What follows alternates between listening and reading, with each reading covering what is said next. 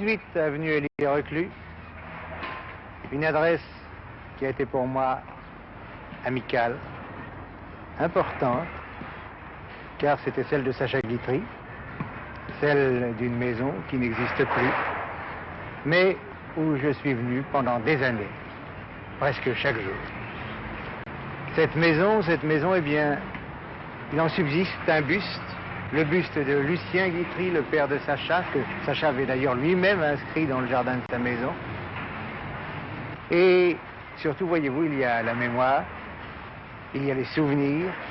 Quand on a été l'ami de Sacha Guitry, on n'oublie pas.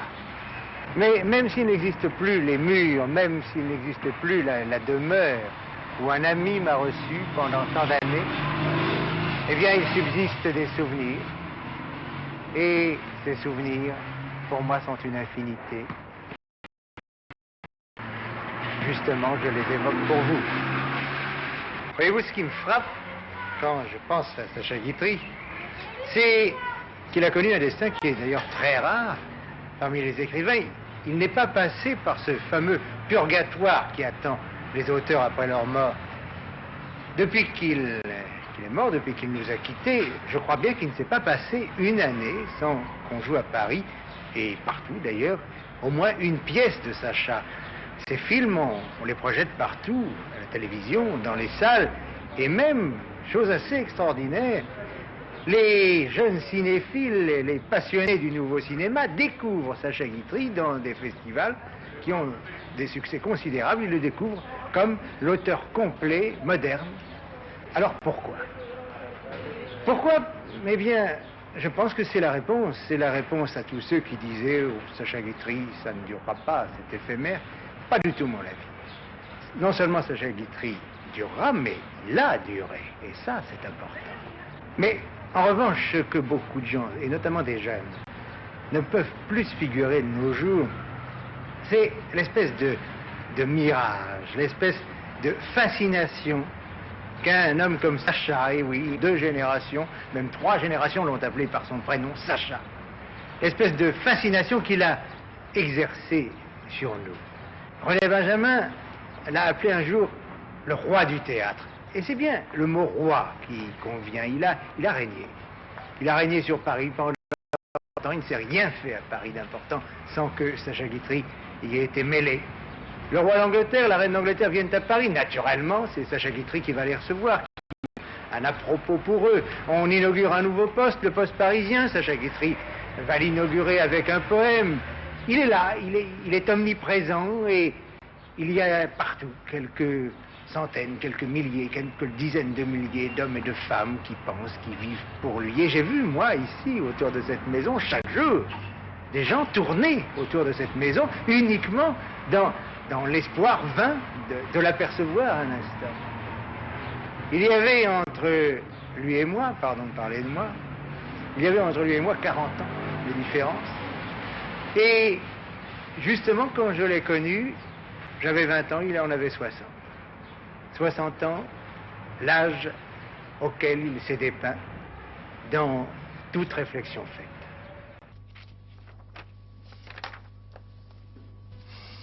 Quand je me suis vu à l'écran, j'ai tout de suite compris pourquoi j'étais antipathique à tant de gens. J'ai je ne sais quoi de péremptoire, je dirais même d'infaillible, propre à me rendre assez odieux. Ma maîtresse sont empâtées, mon regard est imprécis, je n'ai rien qui soit apparemment spirituel. Et à n'en pas douter, j'étais fait pour jouer les grands premiers rôles de drame. Je ne dis pas pour les jouer bien. Et pour les jouer, certainement. Mais abordons le caractère. Aux yeux des gens, mes 2 plus grands défauts sont l'égoïsme et la vanité. Suis-je égoïste?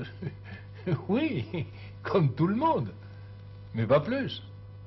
Peut-être moins que beaucoup d'autres. Mais cela doit se voir davantage chez un homme de mon espèce, un homme heureux. On trouve naturel qu'un homme malheureux ne s'occupe que de soi, tandis qu'un homme heureux passera pour un monstre s'il ne s'occupe pas exclusivement des autres. Les gens d'ailleurs restant persuadés qu'il n'est heureux que parce qu'il s'occupe exclusivement de lui. Rien n'y fera, rien n'y fait. A-t-il un joli geste? C'est pour se faire pardonner. Donne-t-il un peu d'argent? Il aurait pu en donner plus. En donne-t-il beaucoup? Hein? Faut-il qu'il en ait? Car je suis de ces hommes à qui l'on ne pardonne rien. On ne me pardonne même pas les malheurs qui me sont arrivés. Car on est convaincu qu'aucun n'a pu m'atteindre. Et qu'il n'y en a pas dont je n'ai tiré quelque profit. Ce qui est vrai d'ailleurs. Mes maladies, mes fours, mes infortunes conjugales, les calomnies dont je suis abreuvé depuis plus de 30 ans, tout cela m'est reproché comme autant d'avantages. Du fait que mon travail ne s'en ressent jamais.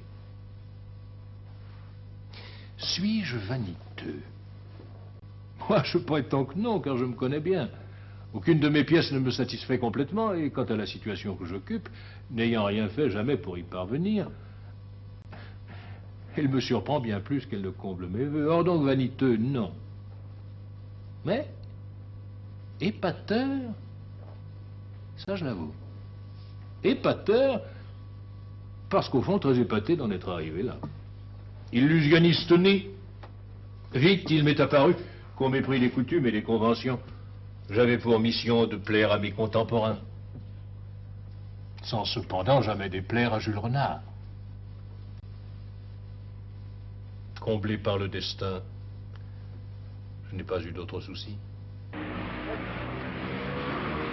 Il avait tous les genres de dispositions, c'est certain, mais absolument pas celle des études. C'est triste à dire, mais enfin, c'est comme ça. À 16 ans, il était toujours en 6e, même un petit peu tard. Ce qui fait qu'un jour, sa mère lui dit, « Tu sais, Sacha, j'ai très peur. » Et Sacha aussi avait très peur. « J'ai très peur, vois-tu, que tu te maries en 6e. » Et Sacha en avait peur, lui aussi. Et cette excellente femme a même ajouté, « J'ai même peur que tu meurs en 6e. » Et Sacha en avait très peur, lui aussi. Et ce fut le mot de la fin. La mère de Sacha lui a dit, « Alors, tu ne crois pas que... » « Ah oui, maman, j'arrête. » Et c'est comme ça qu'à 16 ans, Sacha Guitry a quitté son 12e lycée, car il en avait fait 12, et il n'y reviendra que 40 ans plus tard, ici même à Janson de Sailly, pour le 50e anniversaire de Janson.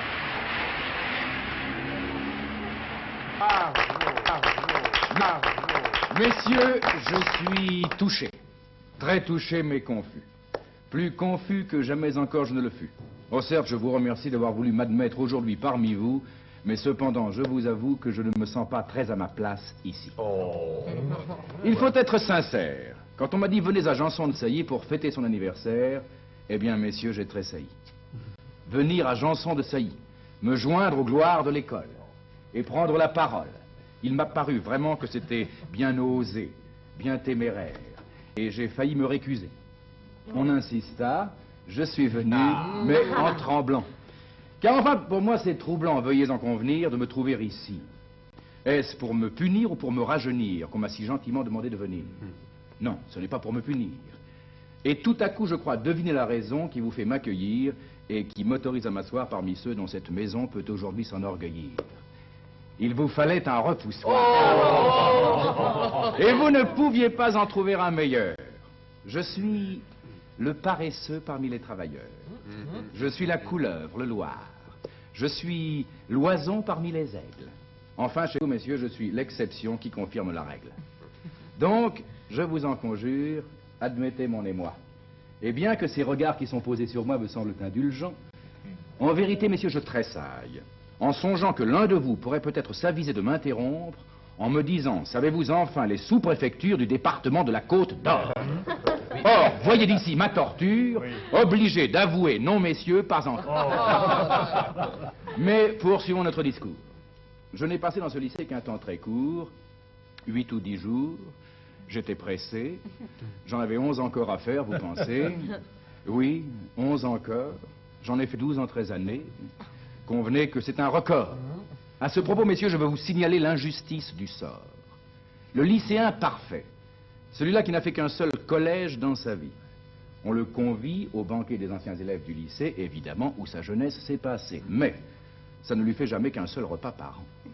Tandis que moi, que de partout l'on a chassé, exemple déplorable et terreur des parents, moi, J'ai 12 repas par an qui me sont assurés. Mais j'abrège. D'ailleurs, vous connaissez, messieurs, mes habitudes. Je ne reste jamais longtemps dans un lycée. Cette fois-ci, vous n'aurez pas à m'en chasser. J'y suis resté 8 jours, il y a 40 ans. Encore une minute, et je vais être loin. Vous le voyez, je reste ici de moins en moins longtemps. Celui qui m'a chassé, mon Dieu, je le revois. J'entends sa voix, comme c'était hier. Il rappelle un peu Monsieur Thiers. Il est debout, très irrité, il s'énerve, s'emporte et me montre la porte en me disant « Sortez, vous aviez à faire 100 lignes, vous n'avez pas voulu les faire, c'est indigne, et vous ne rentrerez ici, si vous m'entendez, que quand vous aurez fait vos 100 lignes. Sortez !» Eh bien, messieurs, je les ai faites. Il disait vrai, ce bon vieillard. Et puisque le Janson, vous célébrez la fête et m'en ouvrez les portes, mes 100 lignes, les voici donc, je les apporte avec 40 ans de retard. Oh, bravo.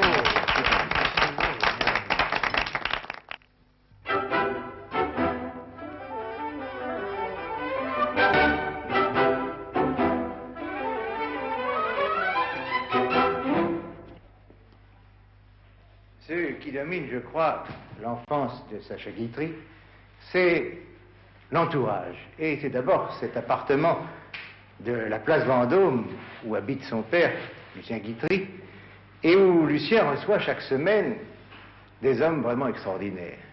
Il y a là Tristan Bernard, Alfred Capu, Jules Renard, le délicieux Alphonse Allais, et le petit Sacha est accueilli à ses déjeuners. Imaginez cet enfant qui entend cet assaut d'esprit, qui entend ces hommes cruels, cyniques, mais d'une drôlerie extraordinaire, qui ne s'épargnent pas d'ailleurs les uns les autres, sauf Alphonse Allais. Alphonse Allais, mon Dieu, on ne se moque pas de lui, on sait qu'il boit, on pourrait se moquer, mais en fait, on sait qu'il en mourra, il en est mort, alors on ne se moque pas d'Alphonse Allais. Et cet enfant qui écoute tout cela, toute son œuvre, je crois, ressentira l'influence de ces 4 hommes. Redouter l'ironie, c'est craindre la raison. J'ai appris à aimer certains hommes par le mal que j'en avais entendu dire par d'autres hommes que je n'aimais pas. Si ceux qui disent du mal de moi savaient exactement ce que je pense d'eux, ils en diraient bien davantage. Être assez intelligent, c'est n'être pas assez intelligent précisément. Être à moitié quoi que ce soit d'ailleurs est inutile, car c'est toujours l'autre moitié qui fait défaut. Du jour où j'ai compris quels étaient les gens que j'exaspérais, j'avoue que j'ai tout fait pour les exaspérer. Et je crois que toute son œuvre sera finalement un peu dépendante de tous les amis de son père, des amis de sa jeunesse, de son enfance. Et il est précoce, ce petit Sacha, il est tellement précoce qu'à 13 ans, il connaît son premier amour. J'avais 13 ans. Elle était ravissante. Que dis-je ravissante? C'était une des plus jolies femmes de Paris, mais de cela, je ne me rendais pas compte. Je la trouvais jolie, il se trouve qu'elle l'était extrêmement, ce n'était qu'une coïncidence. Elle était la fille d'un peintre célèbre et elle avait épousé le plus triomphant des auteurs. C'était un des amis intimes de mon père, il est devenu le mien plus tard. À cette époque, j'étais le camarade de leur fils et presque tous les dimanches, j'allais goûter chez eux. D'ailleurs, cette famille était l'image du bonheur et tous, ils étaient beaux. Elle avait un visage adorable et des yeux caressants. Pouvais-je n'en être pas épris et vais-je me demander pourquoi je l'ai aimée? C'est le contraire qui eût été monstrueux, criminel, inquiétant. C'était mieux que mon droit, c'était mon devoir de l'aimer, puisqu'à 13 ans, on ne peut pas savoir ce que c'est que d'aimer. J'en rêvais. Le lui dire, plutôt la mort. Alors, le lui prouver. Faire des économies durant toute la semaine et commettre une folie le dimanche suivant. Ces économies, je les ai faites. Et cette folie, je l'ai commise. 8 francs. Un énorme bouquet de violettes, il était magnifique. C'était le plus beau bouquet de violettes que l'on ait jamais vu. Il me fallait mes 2 mains pour le tenir. Mon plan, arriver chez elle à 2 heures et demander à la voir au lieu d'aller directement à la nurserie. La chose n'alla pas sans un peu de tirage. Elle était occupée, j'insistais. La femme de chambre me conduisit à son boudoir. Elle se coiffait pour sortir. J'étais entré le cœur battant. « Bonjour mon petit, pourquoi veux-tu me voir ?»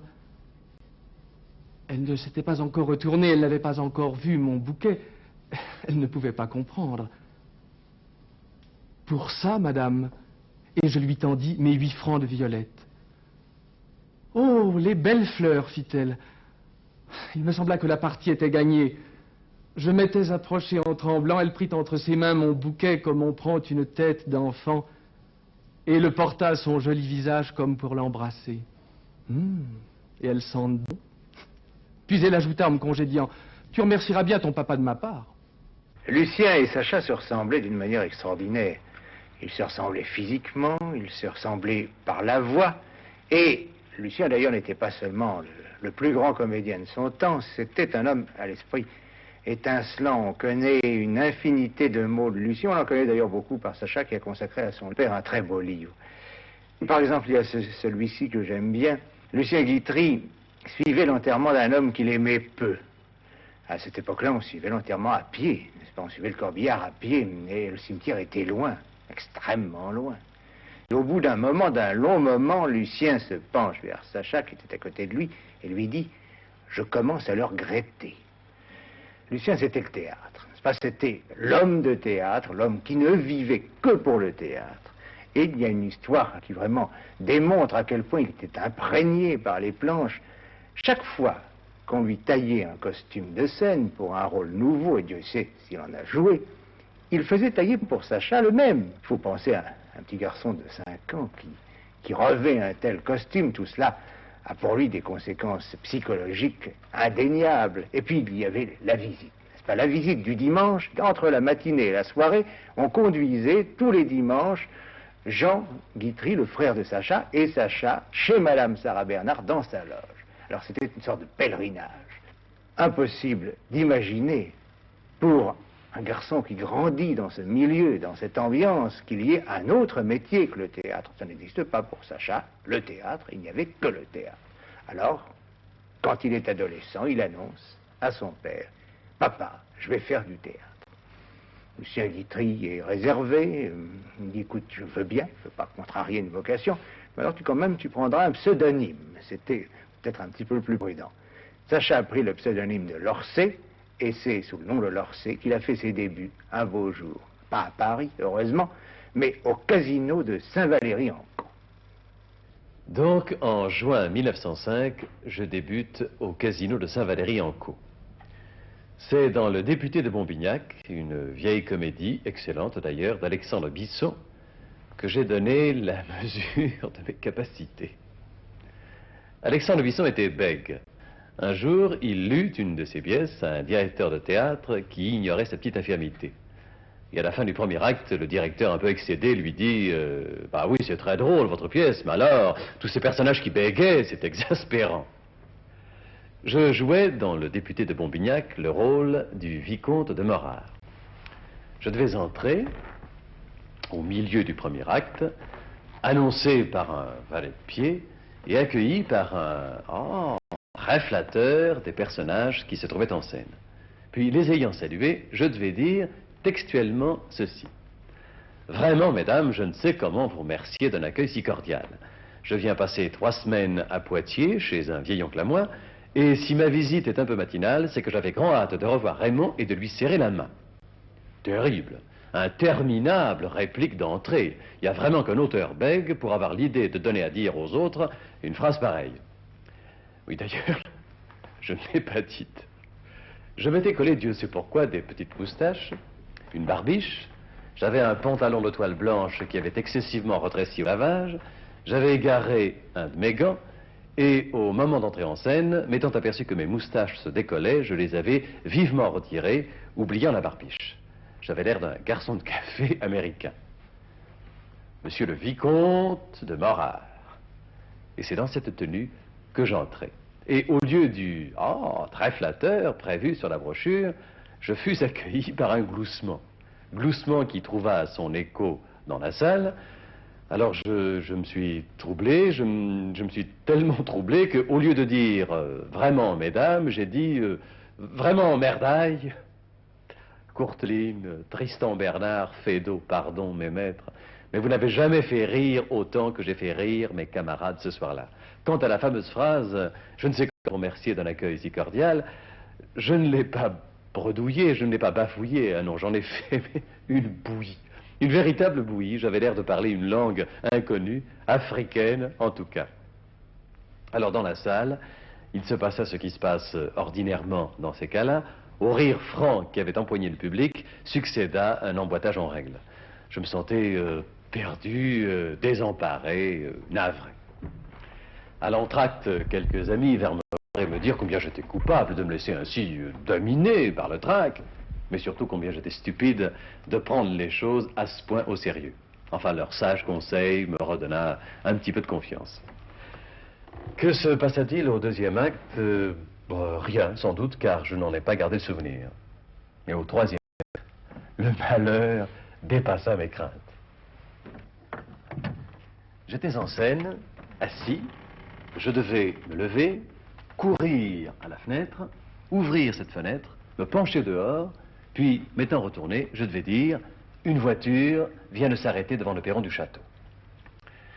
Depuis le début de l'acte, j'avais agréablement surpris le public en donnant quelques-unes de mes répliques sans bafouiller.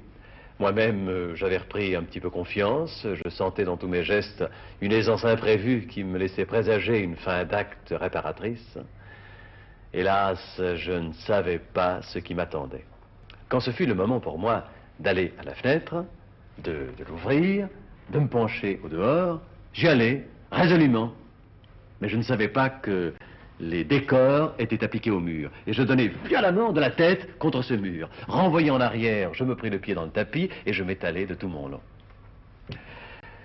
Alors, malgré, ou peut-être à cause du mal que je venais de me faire, j'ai voulu être le premier à en rire. Et j'en ai ri, mais comme un fou. Et aucune puissance humaine n'aurait été capable de m'empêcher de prendre ainsi la chose.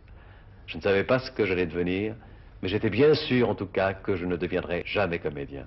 J'en éprouvais une sorte de joie rageuse. Je me sentais délivré d'un immense souci.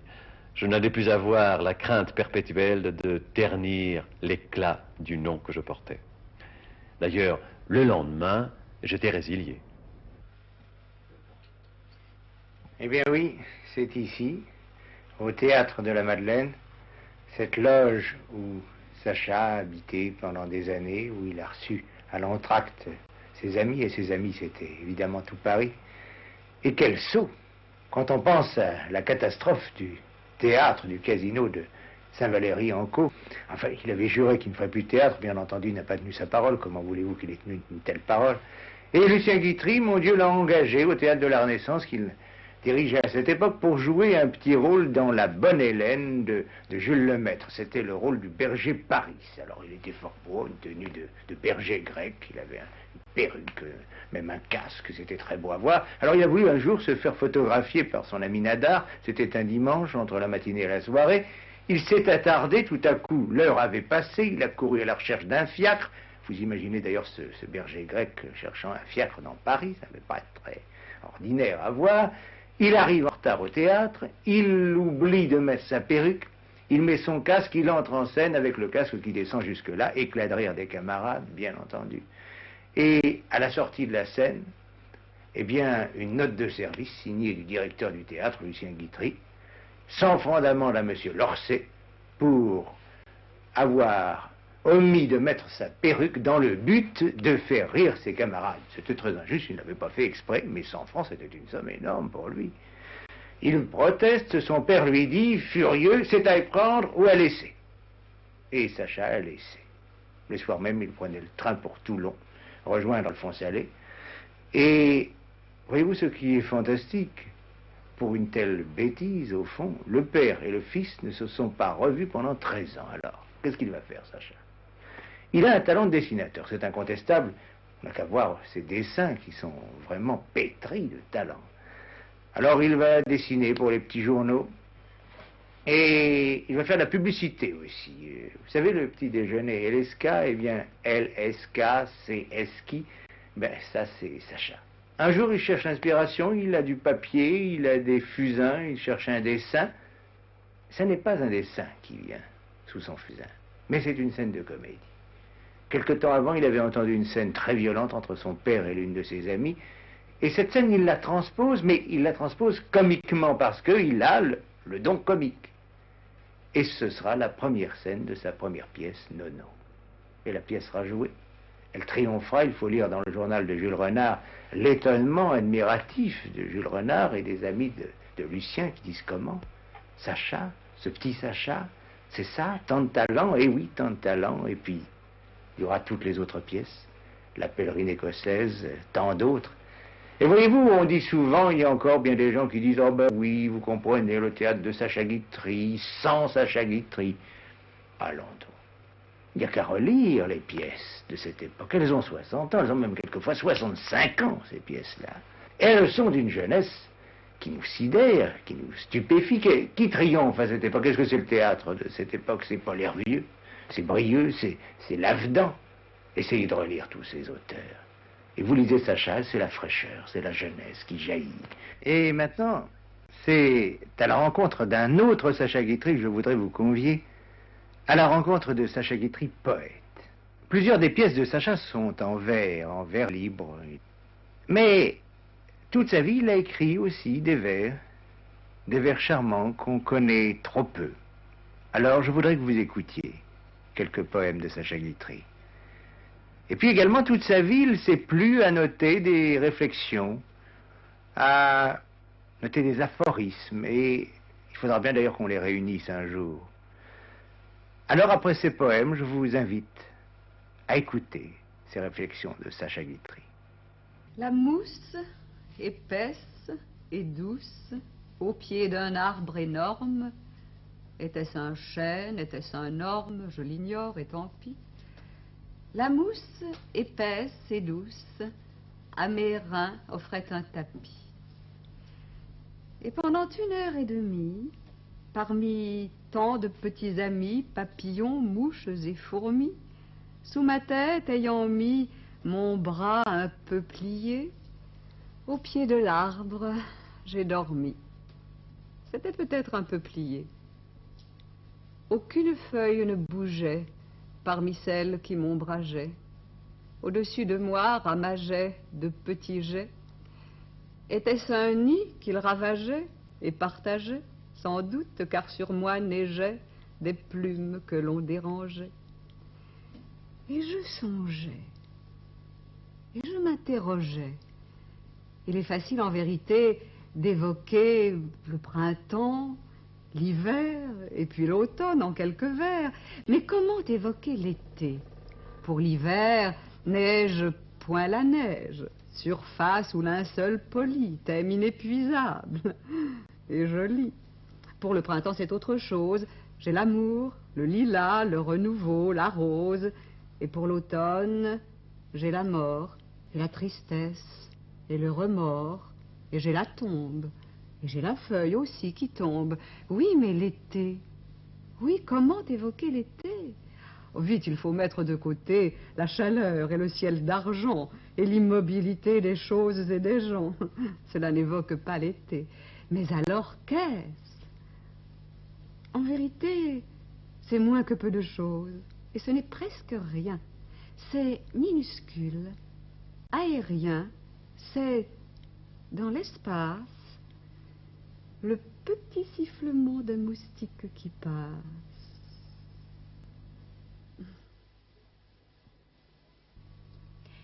Pour aller, supposons, de Marseille à Calais, le plus directement possible, en traversant le Charolais par Grignan, Tonnerre et Nemours.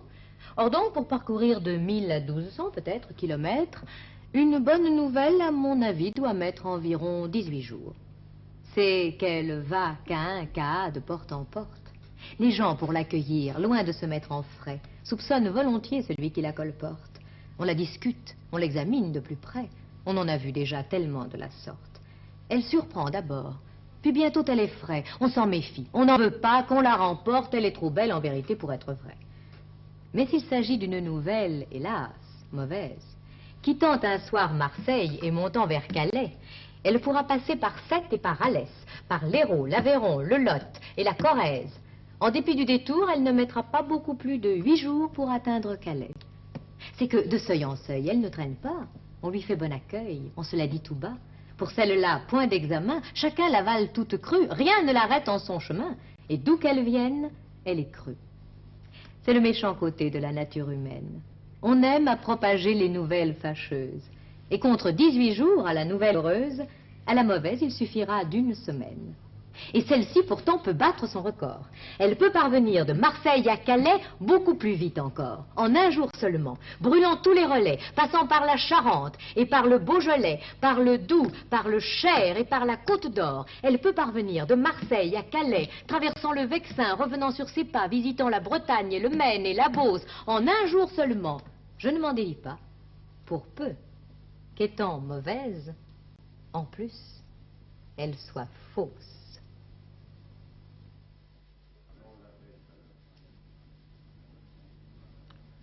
Un homme qui voulait savoir la vérité quant à lui-même et qui pensait fort justement qu'on ne doit pas solliciter le jugement de ceux qu'on aime et qui vous aiment, car ceux-ci vous mettent à part si haut ou bien si bas qu'on peut les dire partiaux dans les 2 cas.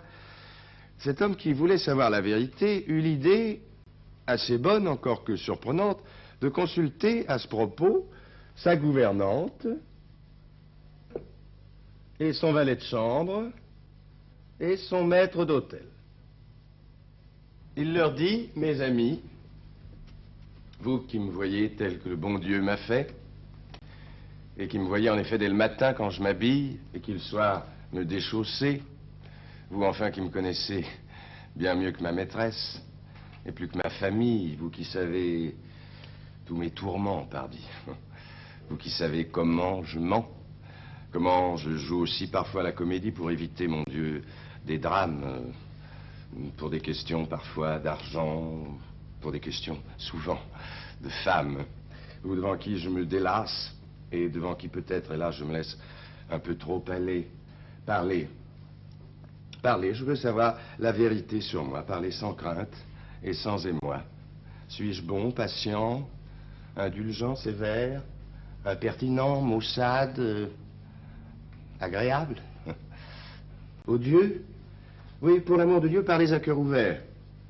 Nommez-moi mes vertus, dites-moi mes travers. Ce que je veux de vous, c'est la vérité vraie. Allez, parlez, rien ne m'effraie, ne redoutez ni mon chagrin, ni ma colère. Je ne veux que savoir comment vous me voyez. Alors à la fin, ils parlèrent. Et tous, le même soir, ils étaient...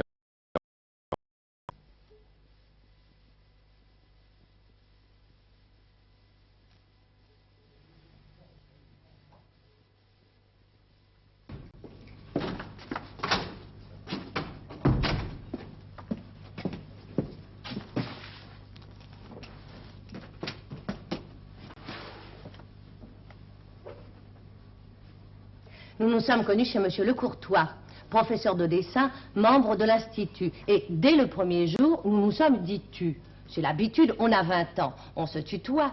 À moins d'un tour de petit toit, on ne saurait s'en étonner, car être né la même année, n'est-ce pas être un peu né sous le même toit? On est là quelques bonnes filles, avec un tas de bons garçons, très en famille et sans façon. Bonjour mon vieux, comment vas-tu? Fort bien, et toi? Prête-moi ton crayon pointu, veux-tu ma gomme? Elle est à toi. Et ça n'a rien de discourtois. Il doit en être ainsi d'ailleurs dans tous les cours. Donc, dès le premier jour, nous nous sommes dit tu. Puis, il a commencé de me faire la cour. C'est un être charmant. Je n'en dirai pas plus, parce que ça me gêne. Grands yeux câlins, cheveux d'ébène, donc bref, charmant. Et qui m'a plu. Ah, plu, mais plu. Enfin, quoi qui m'a plu. Or, hier au soir, il avait plu. Mais plu. Oh, plu. Enfin, il avait plu. Et nous nous trouvions seuls dans l'atelier désert. Tant d'eau. Vous avez des airs en somme de rideaux, de sorte que l'on est combien plus seul encore et libre de s'aimer lorsque ce quatrième côté du décor est fermé. Ainsi, nous étions seuls dans l'atelier désert, silencieux mais éloquent. Car Jean-Louis n'est pas disert, chez les peintres c'est très fréquent. Il était près de moi, son trouble était extrême et je ne faisais rien pour cacher mon émoi. On était tous les deux comme on est quand on s'aime, quoi comme... ébloui, se tenant quoi, avec des yeux qui disent oui. C'est alors qui m'a dit une chose inouïe et qui m'a tout à fait conquise, je l'avoue. Il m'a dit, tu permets désormais que je te dise, vous.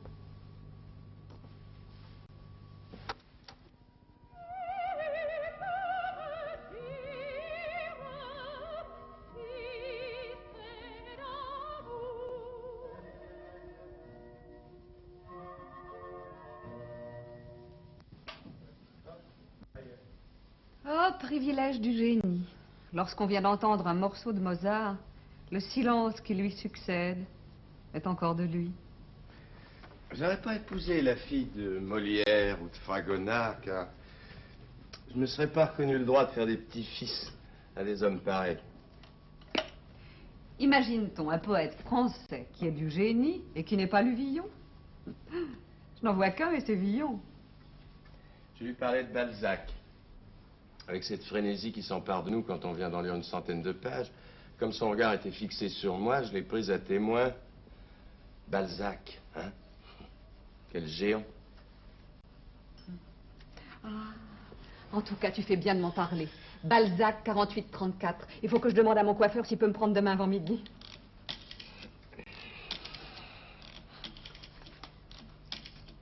Elle bâillait devant moi, je lui ai dit bye bye.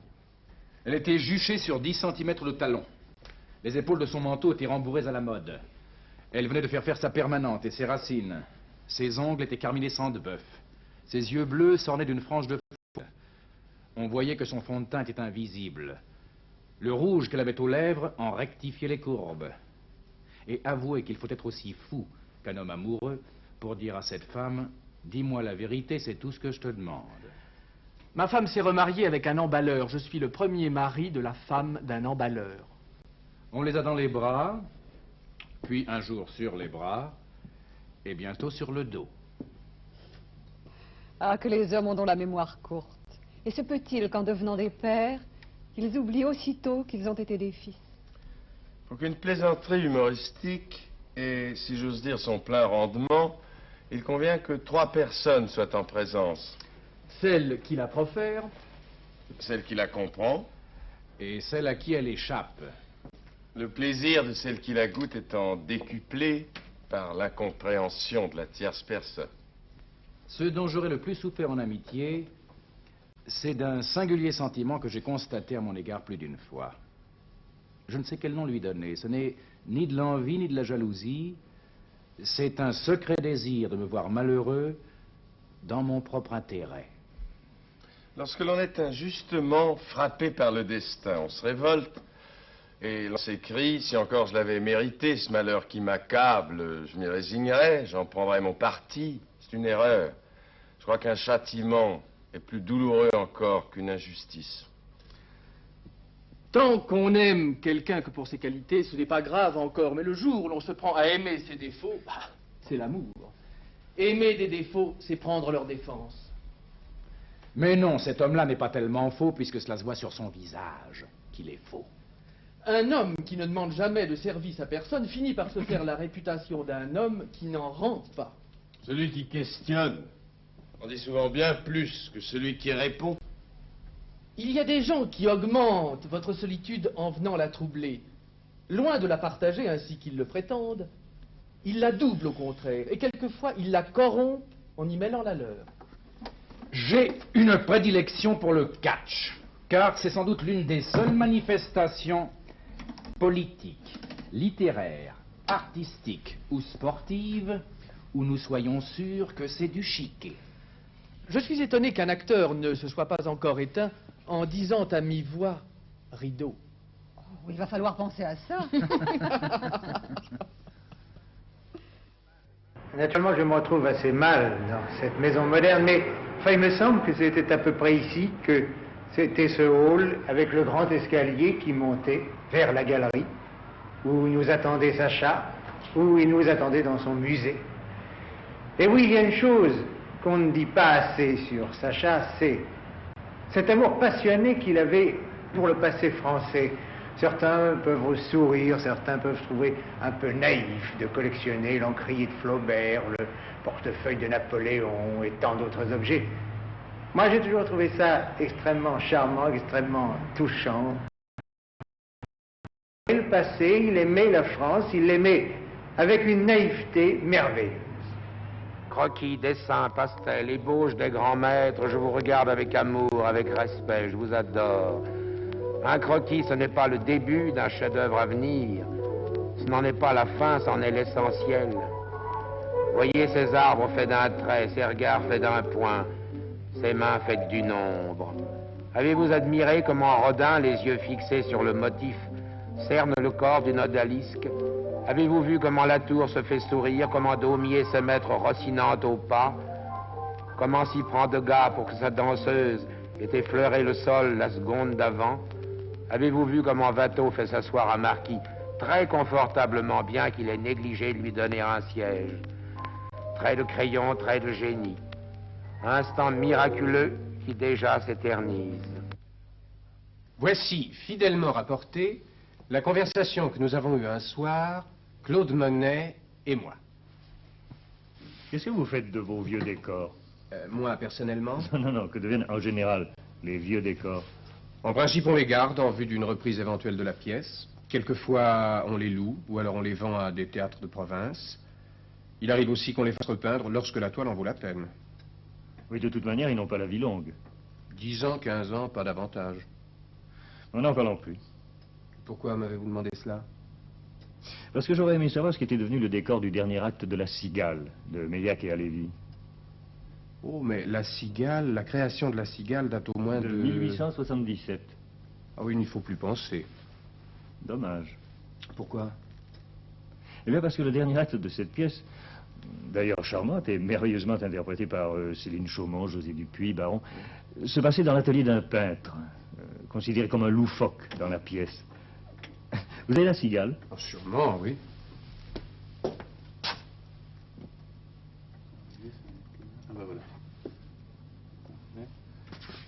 Lisez dans la description du décor du troisième acte. Vous allez comprendre.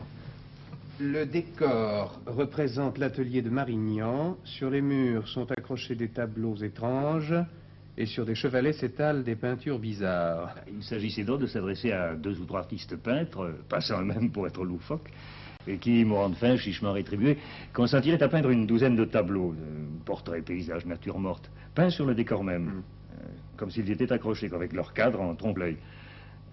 Les acteurs de la pièce, qui circulaient dans le décor, devaient en rire et s'en moquer, chacun tournant en dérision cette peinture dite moderne.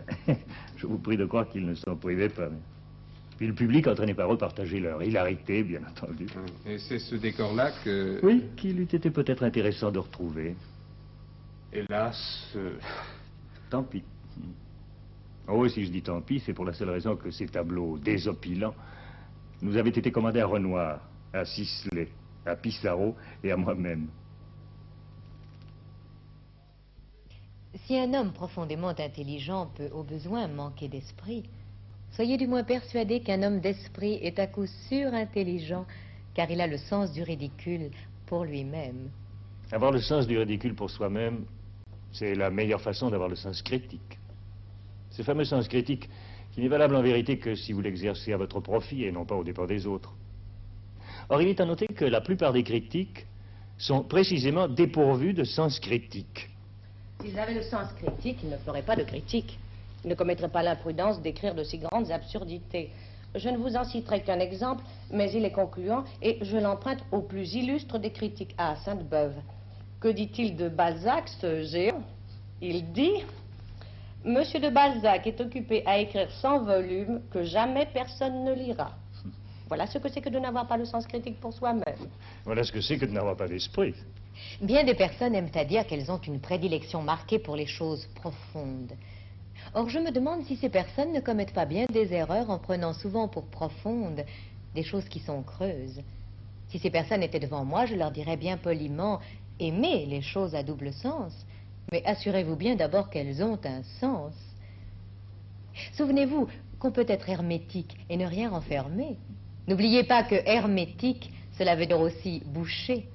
Et quand une phrase ténébreuse, alambiquée, vous donne le vertige, souvenez-vous que ce qui donne le mieux encore le vertige, c'est le vide. À cela, vous répondrez que vous avez bien le droit d'aimer ce qui est nébuleux. Je n'en disconviens pas, mais vous me permettrez bien à moi de partager l'opinion de Rivarol quand il nous dit que tout ce qui n'est pas clair n'est pas français. Voilà qui est fort bien dit. Rabelais, Ronsard, Molière, Diderot, Voltaire, Hugo, Musset. Voyez comme tout cela est clair et comme c'est français. Ce n'est pas sans raison qu'un mot spirituel, cela s'appelle un trait d'esprit. C'est une flèche, en effet. Flèche qui peut blesser quelqu'un parfois mortellement. C'est donc très sérieux et il ne faut pas plaisanter avec l'esprit. J'entends par là que l'ironie, la fantaisie, le jeu de mots lui-même, loin d'être négligeables, ont un rôle à jouer en toutes circonstances. Et Voltaire, qui savait tout, le sait si bien qu'au déclin de sa vie, il dit un jour ceci: « Je m'arrêterais de mourir s'il me venait un bon mot. » Dès lors, on se demande s'il n'est pas mort dans un moment de distraction. Jugez-en. Voltaire prend en flagrant délit sa très vieille maîtresse avec un tout jeune homme. Il fait « Oh » et il ajoute « Oh, jeune homme, vous, et vous n'y étiez pas obligé. » Un bon mot est une chose sacrée et on n'a pas le droit de le garder pour soi. Ainsi, j'ai vénéré Madame Sarah Bernard et je l'ai considérée comme ma seconde mère. Et pourtant, je ne peux répéter le mot le plus méchant qui ait été fait sur elle. Car ce mot affreux résumait ce soir-là miraculeusement toute la situation. Le mot est d'Ernest La Jeunesse, écrivain singulier, plein de talent, cruel et détesté. Vous savez, n'est-ce pas, que Madame Sarah Bernard avait dû subir à 75 ans l'amputation d'une jambe. Et tout de suite, la question s'était posée de savoir si jamais elle pourrait reparaître ainsi sur un théâtre. Or, un an plus tard, on apprit qu'elle allait faire sa rentrée. Une autre question s'est posée alors: comment va-t-elle pouvoir s'y prendre? Portera-t-elle une jambe articulée? Aura-t-elle cette jambe de bois qu'on appelle un pilon? Devra-t-on la porter sur scène? Jouera-t-elle assise? Toute question très émouvante en vérité. Le soir de la première arrive, le tout Paris est dans la salle et le rideau va se lever. Le régisseur frappe les 3 coups. La jeunesse alors se penche vers sa voisine. La voilà. Quand le cinéma s'est mis à parler, il a découvert cet instrument merveilleux. Et d'un seul coup, son amour pour le passé, pour l'histoire, pour les grands hommes du passé, a trouvé la possibilité de s'exprimer. Il a innové aussi considérablement le jour où il a fait le roman d'un tricheur. Car c'est le premier film où on a vu dans l'histoire du cinéma un récit suivant le procédé que l'on appelle la voix off, c'est-à-dire le conteur qui raconte en dehors des images l'action, et Dieu sait si on a utilisé ce procédé par la suite. Et il y a tout de même un homme dont il faut citer le nom parce que cet homme-là a reconnu ce qu'il devait à Sacha Guitry. Cet homme-là, c'est Orson Welles. Il ne faut pas oublier tout cela quand on parle de Sacha Guitry, et il ne faut pas oublier